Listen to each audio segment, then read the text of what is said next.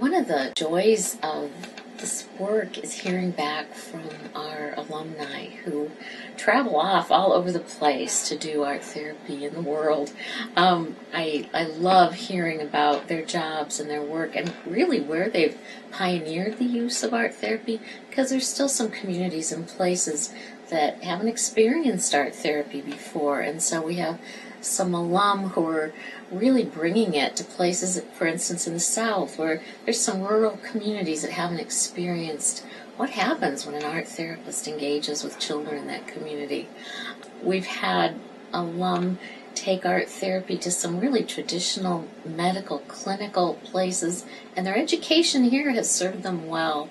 They really are an asset to the teams that they find themselves working on, and they also, I think, bring some unique gifts to those places who maybe haven't thought about art therapy in the way that our graduates think about it. I believe they're bringing some of the warmth and magic of the field to some really interesting clinical spots, and that's exciting to hear about. They're all over the country right now, from Alaska to Florida to Maryland. They're just everywhere, and it's a delight to hear back from them.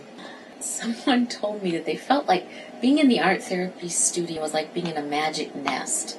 And sometimes I think that that's a little bit about what Southwestern is like, this little place of nurturing and growth that is so unique in terms of the art therapy experience. I feel like our students are held in this place. Their art is powerful and we listen to it, and so they listen to their clients' art. It's just a different way of learning how to be an art therapist that I wish everyone could experience.